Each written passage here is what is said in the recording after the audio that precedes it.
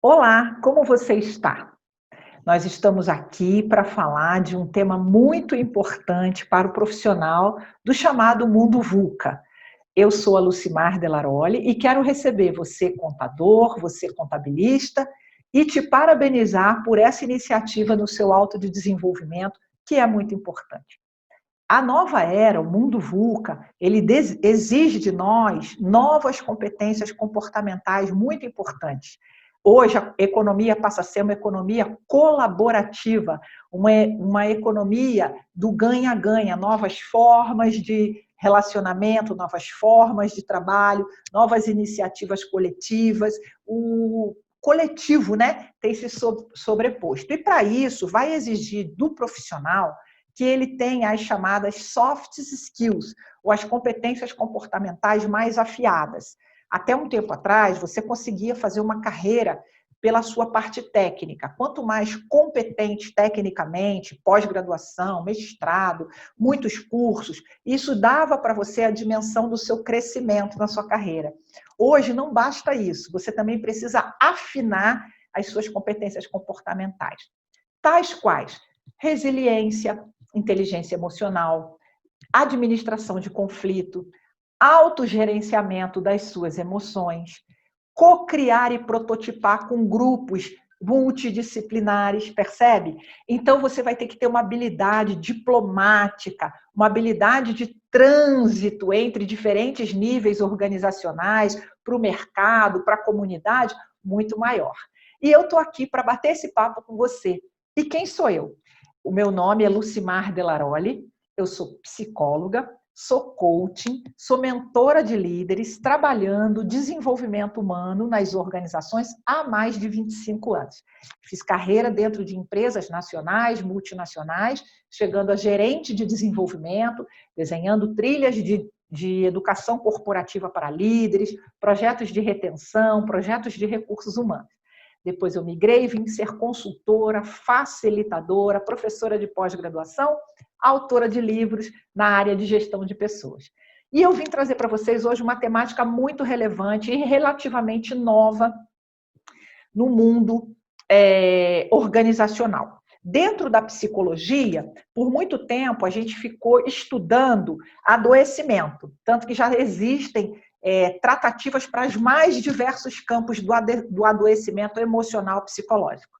De uns 20 anos para cá, surgiu um novo movimento chamado psicologia positiva, que vem com o objetivo de estudar as forças e as virtudes, o que faz o ser humano ser saudável emocionalmente, bem-sucedido em todos os campos da sua vida, feliz, que nós vamos traduzir por bem-estar subjetivo. O que faz os seres humanos felizes, virtuosos. E a psicologia positiva se debruçou sobre isso. E dentre os seus estudos existe um que eu gosto muito, que se chama Estudo das Forças de Caráter. E o que são as forças de caráter? Nós vamos ver. E qual a relação da força de caráter com a alta performance, o alto desempenho, o ser bem-sucedido não só financeiramente, mas, sobretudo, bem-sucedido no seu propósito, nas suas intenções, naquilo que você tem por vocação. E, obviamente, a área da contabilidade, como a área financeira no todo, é um suporte muito importante para o florescimento das organizações.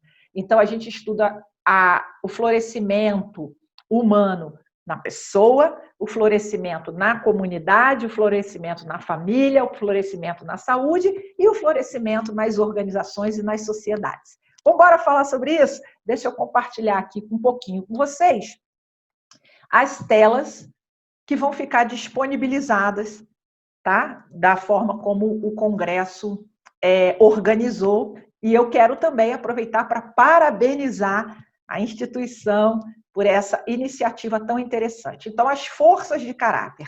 Passando aqui um pouquinho do meu currículo, né? Vamos começar a falar o que é felicidade para você. A felicidade para você está ligado a um equilíbrio em todas as frentes da sua vida. Você só vai ser feliz quando você tiver saúde, dinheiro, trabalho, amor, família, patrimônio. A sua felicidade está ligado a ter bens de consumo, comprar coisas, consumir, possuir coisas. aonde está ligada a sua felicidade? Então, a psicologia positiva, ela vem discutindo o campo da felicidade. E nós vamos chamar felicidade de um equilíbrio entre a proporcionalidade de emoções agradáveis com as emoções desagradáveis. Então, ninguém aqui está dizendo que a sua vida vai ser linear, linda, maravilhosa, nunca vai ter aborrecimento, sofrência, problema, né? Não, você os terá. Mas a gente vai aprender a colocar as lentes nas experiências agradáveis, positivas. Por quê? Porque por conta da nossa origem evolucionista, a gente ia vendo que todos aqueles antepassados nossos, que eram muito otimistas, curtiam a vida, ficavam lá na pradaria olhando os campos, os animais, eles acabavam sendo abatidos, sejam pelos predadores, pelos inimigos, pelas pestes, pelas intempéries. Então, a gente veio geneticamente evoluindo para uma hipersensibilidade para o que é negativo. A gente fala que a gente tem um velcro para atrair um alerta no nosso cérebro para problemas, desafios, situações complexas. Se a gente está num momento presente bacana, a gente acaba que sai desse momento e vai para o futuro. Eu tenho que isso, eu deveria ter aquilo. Então, a gente nunca coloca a nossa mente no presente para absorver, apreciar o momento presente agradável. Seja uma alimentação, uma experiência, uma conexão com alguém, né? Então, a felicidade, ela está plantada em pilares que vão te ajudar a começar a escolher voluntariamente, a vivenciar emoções agradáveis. Essas emoções, elas são ligadas não só ao entusiasmo, mas à temperança, à bondade, à compaixão, à virtude, o amor, o belo, o justo, o carinho, o afeto, mas também o entusiasmo, a paixão, né? Enfim, as virtudes do ser humano. Então, caminhando mais um pouquinho, nós, só para trazer para vocês, a felicidade, cientificamente, começou a ser estudada em 1997 por um psicólogo norte-americano chamado Martin Seligman, tá? E ele, então, que foi eleito presidente da APA, que parece aqui que eu perdi meu vídeo, né? Deixa eu voltar ele rapidinho aqui, porque senão também não adianta só ficar falando e não ter a câmera, né? Vamos ver se ela volta, nossa câmera, senão depois a gente corta, edita, para isso que serve edição, né? Voltamos. Então, o Martin Seligman, em 1997, ele é eleito presidente da Associação da Psicologia Americana. E ele, então, funda um movimento, junto com outros, que vai dar origem a essa psicologia positiva, tá? Começa chamando Felicidade Autêntica. Em 2002, o Seligman publica o livro Felicidade Autêntica, só para você ter a raiz dessa origem, tá? E aí, em 2011, o Seligman corrige o tema de felicidade autêntica para felicidade, bem-estar subjetivo, e como a felicidade autêntica passa a ser a psicologia positiva e o termo florescer, tá ok? Então, surgindo, então, esses novos pilares. Por que é importante falar da felicidade, gente? Porque todos os campos de estudo científico vêm mostrando que a felicidade, ela está no centro de todas as áreas de sucesso da nossa vida. Ela está no centro do resultado. Então, não é quando eu tiver algo, eu serei feliz. É porque eu sou feliz, eu já consigo esse algo. Inverteu. Então, as vantagens da felicidade que estão narradas num livro, aqui, essa pesquisa está narrada num livro, que se chama O Jeito Harvard de Ser Feliz. Foi escrito por um psicólogo chamado Shaw Achor, tá? Que teve uma experiência muito grande com estudantes em Harvard, que era uma universidade de business e começou também a virar o berço aí do estudo científico da felicidade. Mas esse estudo aqui das vantagens da felicidade, como você vê, é um estudo científico muito antes da psicologia positiva. Ele começou a ser criado lá há 70 anos atrás, com cerca de 2.000 homens americanos, e foi conduzido na Universidade de Harvard. Você encontra esse documentário detalhado na Netflix e no YouTube, se chama What Makes a Good Life, ou o que faz uma vida boa. Você encontra esse TED lá. É aquele, no YouTube, aqueles canais TED, né? De pequenos vídeos. E aí o estudo diz assim: os felizes são mais longevos, os felizes são mais saudáveis, os felizes adoecem menos. Como é que eles sabem disso? Por causa dessa amostra de pessoas. Foram medidos medidores físicos, saliva, batimento cardíaco, circulação, adoecimento, questionários sociais, uma metodologia muito rigorosa. Eles vivem mais, eles adoecem menos, eles se recuperam mais rapidamente quando adoecem, sentem menos dor. Tudo por quê? Porque tem um campo de percepção de bem-estar mais ativado do que um campo de infelicidade, tristeza e sofrimento.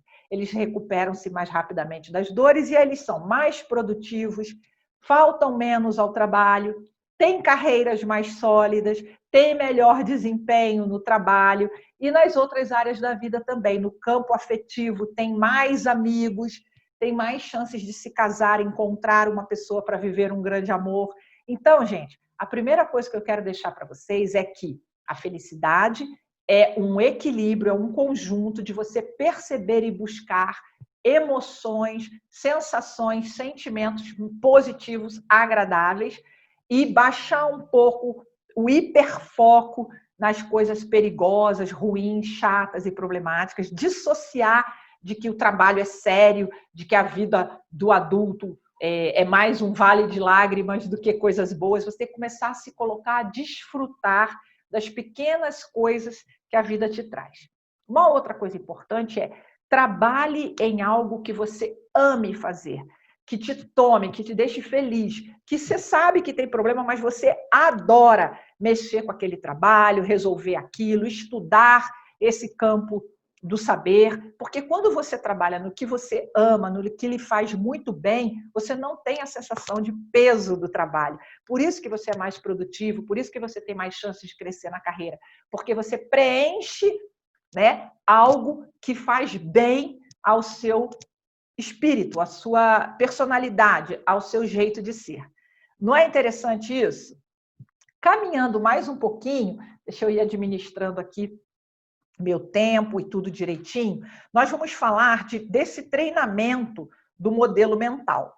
Esse olhar mais positivo, esse treino para o campo da percepção e da apreciação das coisas boas, ele tem a ver com isso daqui que também foi estudado num outro livro interessante que ficou popular, chamado Mindset, da Carol Dweck. Ela diz assim: você não reage aos fatos da vida, às situações cotidianas, pelo que aconteceu. Você reage pelo que você entendeu do que aconteceu. Olha que interessante. Então, tem uma realidade externa, passa por uma porção de filtro, inclusive a minha própria experiência, minha própria personalidade, minha vivência, minha genética, minha história familiar, minha história de vida, e forma uma representação mental, uma foto. Eu tiro uma foto da realidade. Essa foto, em forma de pensamento, uma interpretação, um entendimento do que houve, produz um estado emocional, positivo ou negativo. Esse estado emocional gera bioquímica, que leva a alterações fisiológicas, e aí você reage comportamentalmente. Olha que coisa, isso tudo em microsegundos. Então, veja, se eu vejo, vamos pegar um exemplo claro, eu sou um trabalhador, o meu chefe veio dar uma orientação e ele estava muito agitado. E ele falava rápido e ele falava agitado. Bem, eu posso olhar isso e falar, nossa, que cara nervoso, que cara estressado. Lá vem ele descarregar mais coisa em cima da gente. Quando eu interpretei isso desta forma, eu gerei uma série de bioquímica no meu corpo, cortisol, adrenalina, hormônios estressores que aceleraram o meu coração, meu batimento cardíaco, alteraram minha respiração, me tornaram ofegantes, e aí veio uma profusão de pensamento, né? Esse cara manda em mim, que coisa horrível, assim que eu puder, e acabar a pandemia, eu vou embora desse lugar e tal. Esse bando de pensamento retroalimenta a química, que retroalimenta a reação e um círculo vicioso de estresse.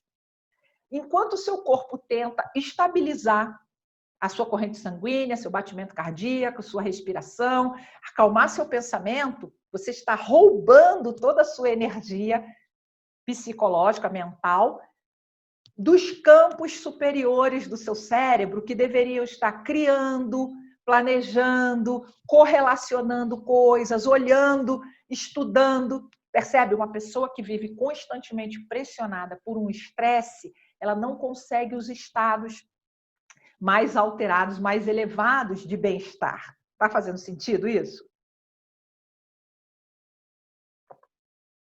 Por outro lado, através do autoconhecimento, através do meu desenvolvimento, quando eu vejo aquele chefe ali todo agitado, falando rápido e aparentemente nervoso, eu posso pensar, o que será que está acontecendo com ele? Vai ver que ele está muito entusiasmado com as novas atividades, vai ver que ele está muito pressionado com a quantidade de trabalho. É possível que eu possa ajudá-lo de alguma forma? Nossa, melhor ficar na minha porque ele hoje não está legal. Percebe? Eu me afasto e escolho umas lentes, uma ótica de ver isso de uma maneira menos negativa ou até positiva. Isso gera em mim, então, uma bioquímica mais tranquila. Né? Eu alerto o centro de atenção de empatia, de comunicação, eu fico atento à maneira como eu vou falar, à forma como eu vou falar, para eu não provocar no outro reações que não serão benéficas nem para ele nem para mim. O nome disso é autogestão emocional e que ela vai acontecer à medida que você vai amadurecendo e trabalhando voluntariamente essas capacidades dentro do seu comportamento, no dia a dia, no seu trabalho, com os seus colegas, com a sua família, na sua rede social. Não é interessante? Está fazendo sentido? Então, presta atenção. A maior parte das coisas que te estressam e te desestabilizam não necessariamente são as coisas, mas o modelo mental, a maneira como você interpreta. Às vezes você está muito egocentrado. O que eu quero dizer? Muito a sua personalidade no centro. Estão fazendo para mim, estão fazendo por minha causa, estão fazendo comigo. Muito como se tudo fosse para você. Quando você afasta um pouquinho e fala, não tem a ver comigo, a pessoa ela é assim porque ela é assim, né? Circunstâncias são assim. O que eu posso escolher agora de fazer que me torne mais inteligente, mais adequado, mais calmo? Como criar o bem-estar em mim mesmo? Bacana, eu sou apaixonada nesse assunto. Se a gente caminha um pouco mais, eu trouxe aqui para provocar a figura daquele filme Avengers, né, que é o Guerreiro Wakanda, quando todos os super-heróis, os Avengers, vieram socorrer o Pantera Negra, acho que era esse o nome no filme, para defender o Wakanda. Então, quais são as minhas forças? O que são as forças de caráter? É o conjunto de Avengers que nasceu com você. Então, você tem uma caixa de ferramenta, um grupo de talentos, uma força Avenger disponível para você. Se você precisa usar a força, você vai pegar o Hulk. Se você precisa usar a liderança, você vai buscar o Capitão América. Se você precisa da visão estratégica, você vai buscar o Homem de Ferro. Se você precisa de agilidade, você vai pegar o Gavião Arqueiro. Enfim, os poderes Avengers, eles vêm mostrar que nós todos temos uma somatória de forças. E essas forças, elas são o airbag para as nossas situações adversas. Elas são as ferramentas que nós temos disponíveis para superar desafios e adversidades. E também para brilhar. Então, todo mundo que você conhece que tem estados de alta performance, que se destaca muito, aprende muito com facilidade e brilha no que faz, não importa se é um marceneiro, uma manicure, um pedreiro, um contabilista, um contador, um neurocirurgião, todo mundo que exerce com naturalidade e muito bem, destacadamente, os seus afazeres, pode ser uma mãe, uma dona de casa, essa pessoa está potencializando as suas forças de caráter. Isso é o que o estudo veio nos mostrar, que não é corrigindo falhas que você vai brilhar. Corrigindo falhas ajuda a brilhar, mas o brilho, o desempenho, a realização, os estados chamados de flow, de alta performance, eles vêm a partir do uso adequado das nossas forças, os poderes Wakanda. Não é legal? E você quer conhecer um pouquinho das forças? Claro que quer, né? Eu também. Primeiro, vamos pensar assim, você pode fazer assessments, tá? Eu posso fazer testes e descobrir minhas forças. Ok. Eu posso também observar a mim e aos outros. Então, preste atenção. O que você procura fazer quando você não tem nenhuma obrigação para fazer? O que você faz quando não tem nada para fazer? Provavelmente você é chamado para realizar aquilo que as suas forças de caráter gostam. Então, eu gosto de humor, eu procuro programas e situações leves, alegres, rir, sorrir. Eu tenho por força também o amor ao aprendizado. Então, eu sempre tenho curiosidade de estudar, de ler, de pesquisar. Eu poderia ter uma força da justiça, então eu ia procurar coisas que mediassem conflitos, que acabassem com a desigualdade ou melhorassem a injustiça no mundo. Então, o que você faz que te chama? Que toda vez que você está fazendo aquilo, você não vê a hora passar, você não vê o obstáculo, está sempre disposto para isso, né? Muito bem. Outro sinal é como você aprende. Aquilo que você aprende com rapidez, com facilidade. Você vai andando na rua, observa, fala, aprendi isso. Por exemplo, minha filha gosta de cozinhar. Então, quando ela come qualquer coisa, ela fala, aqui tem... Ela identifica os sabores, ela observa a textura, ela vê alguém fazendo e ela já tem insights. Então, aquilo que aprende-se naturalmente, a ponto de alguém perguntar, mas como é que você sabe isso? Você fala, não sei. Você nem valoriza, você acha que nem é nada demais, porque foi tão pouco esforço, entre aspas, que você fez, que você nem reconhece aquilo como um talento. Um outro ponto importante, então a segunda, tá? A terceira agora é aquilo que você faz e que te destaca. As pessoas elogiam, as pessoas falam, nossa, Lucimar, como você é boa nisso. Nossa, como você faz isso muito bem. Nossa, como você se desempenha com facilidade. E você tende a falar, não, imagina, é uma bobagem. Por quê? Porque é natural em você. O que o outro está valendo, para o outro aquilo vale ouro, para você é até meio banal. Por isso que muitas vezes a gente não reconhece as nossas forças de caráter, porque elas são tão naturais que elas acabam não sendo identificadas. Tudo bem até aqui? Vamos falar então um pouquinho sobre essas tais forças de caráter. Estou administrando aqui o tempo e os horáriozinhos junto, tá? Então, vamos olhar. Tem aqui o que a gente chama de uma tabela periódica, igual da química, né, das forças de caráter. Todos os estudos do Martin Seligman e suas equipes foram buscar palavras relacionadas a virtudes humanas na tradição de mais de 2.500 anos da nossa sociedade. Na filosofia, na religião, em todas as religiões, taoísmo, budismo, na filosofia, na religião, na psicologia, na sociologia, na antropologia, todos os estudos das ciências humanas, eles foram pegando o que faz o chamado forças e virtudes do ser humano. E chegamos a um conjunto de 8 virtudes, que você não precisa decorar, não vai cair na prova, né? E 24 forças de caráter. Então, por exemplo, você tem a virtude da sabedoria, a virtude da humanidade, a virtude da justiça, a virtude da moderação, a virtude da coragem, a virtude da transcendência.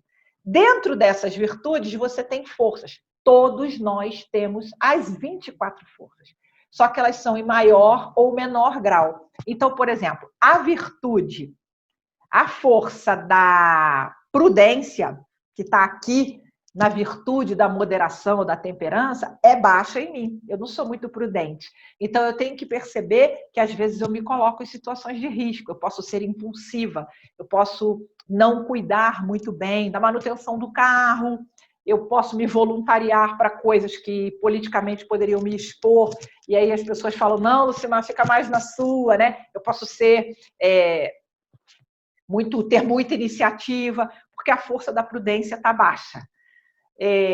Eu acabo usando mais as forças que são mais naturais em mim. Então, quando eu percebo, por exemplo, nessa situação que eu dei, que a prudência é baixa, eu vou intencionalmente ficar prestando atenção nas diversas situações da minha vida para eu exercer o desenvolvimento da prudência. Então, eu me coloco, por exemplo, não serei a primeira a me voluntariar a nada, vou ter os cuidados, vou observar o cuidado que outras pessoas têm. Se eu chego na frente da praia, não vou logo me jogando, né? Se tem um caminho para que o carro, né, o Waze no carro manda aí, eu não vou logo entrando, dou uma olhada. Eu observar, prestar mais atenção, ficar mais cautelosa, tá? Por outro lado, existe ali uma força minha, muito natural, o humor. e o humor é muito natural. Mas eu posso também trabalhar para reduzir um pouco o excesso do uso do humor e prestar um pouco mais de atenção para que eu não use o humor de uma forma inadequada, fazendo uma piada num contexto que não cabe, ou usando uma ironia, ou até mesmo um deboche, porque são as forças, elas podem fazer com que a gente super ou subuse. E aí a gente não fica num estado ótimo. E no nosso desenvolvimento de personalidade, a gente vai em busca desse estado ótimo. Está fazendo sentido? Então, vamos olhar agora um outro conceito muito importante que se chama o super e o subuso das forças. Deixa eu puxar aqui um pouquinho esse nosso vídeo para cá, para que a gente possa falar. Então, num espectro aqui, só para ilustrar, de 0 a 10, quanto eu super ou subuso uma força. E aqui esses números, eles são só para te ilustrar.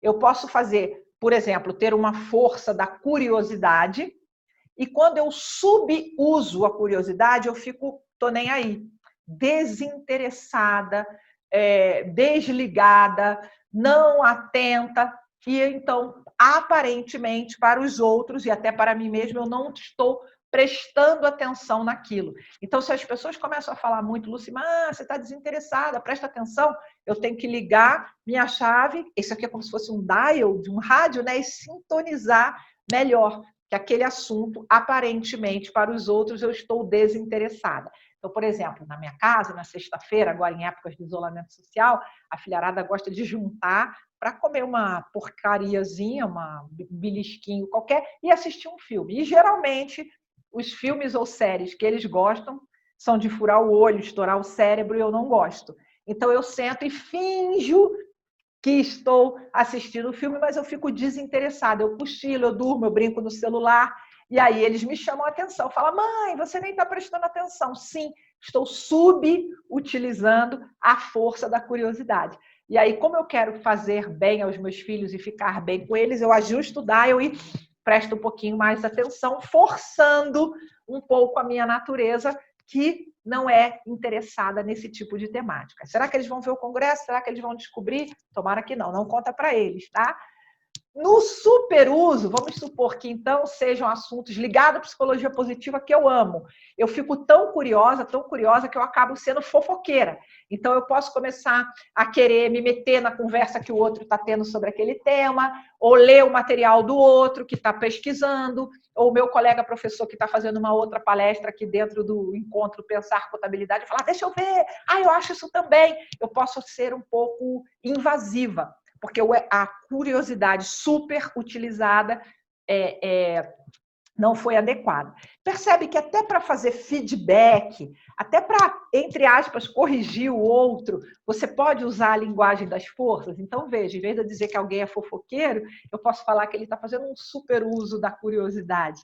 Ao invés de falar que alguém é desinteressado, ou tô nem aí, encostado, preguiçoso, eu posso falar, eu acho que você está subusando a curiosidade. Use o seu Avenger curioso, né? Qual é o Avenger curioso que você pode usar para ter foco? Não é para sempre, é naquele contexto. Fez sentido para você? Um outro exemplo é o trabalho em equipe. Se eu tenho um subuso da força do trabalho em equipe, eu posso ser muito condescendente. Coitadinho do Joãozinho, ele não pôde fazer, me dá aqui que eu faço. Eu me sobrecarrego, eu dou uma protegida naquela pessoa e com isso eu posso ser um pouco explorado ou criar um monte de gente encostada. Então, o subuso da força do trabalho em equipe está me prejudicando. Mas eu também posso ser super usar a força do trabalho em equipe e eu tomar a frente, comandar tudo, dar ordem em tudo, ser autoritário, querer tudo só para mim, falar que tudo é minha ideia. Então, eu estou super usando a força do trabalho em equipe. Ficou claro para vocês? Vocês acharam essa matéria interessante? Então, gente, esse tema, ele é tão rico, ele é tão bacana, a felicidade e o uso das forças, que ele virou capa da matéria da revista Você S.A., que se chama A Nova Liderança, que aconteceu no início do ano. Essa revista ela vem trazendo sobre as forças de caráter, as novas qualidades da liderança, que vem como essa pessoa que dosa os seus Avengers de acordo com os desafios, e tem também um executivo de muito tempo da Electro, uma empresa de eletricidade, Márcio Fernandes, hoje ele não é mais CEO, mas por muito tempo ele desenvolveu um método, e ele escreveu um dos livros dele de muito sucesso, que se chama Felicidade dá Lucro, a ponto do Márcio Fernandes ter construído uma metodologia de gestão que propicia as organizações a trabalharem com felicidade. Países como o Butão trocaram a avaliação de riqueza deles de PIB, Produto Interno Bruto, por FIB, Felicidade Interna Bruta. Já tem metodologia que mede, né, o estado de felicidade de um povo, de uma empresa, de uma pessoa, de uma comunidade. E eu deixei também aqui esse link para falar das 50 empresas que têm os funcionários mais felizes no Brasil, segundo essa pesquisa da revista Você S.A., da revista Exame, que também foi feita no finalzinho do ano de 2019. Bom, agora, depois de pandemia, a gente vai ter que rever essa pesquisa aí, mas já existe esse índice métrico. Não só a empresa ser um grande lugar para trabalhar, mas também a que tem funcionários mais felizes. Então, você que já está na carreira e você que vai começar na sua carreira, e você que é um mentor, que é um líder, que já está bem sucedido, ou você que está iniciando, pensa na felicidade. Pensa em como você vai gerar bem-estar através do seu trabalho, para si e para os outros. Pensa em multiplicar o bem-estar subjetivo, o ambiente colaborativo, o ambiente leve, as relações harmoniosas, despertando forças e virtudes nas pessoas ao seu redor. Agora é com você. Bora mudar seu mundo? Muito obrigado por você estar aqui. Eu sou a Lucimar Delaroli e você me encontra nas redes sociais com esse nome. Foi um grande prazer.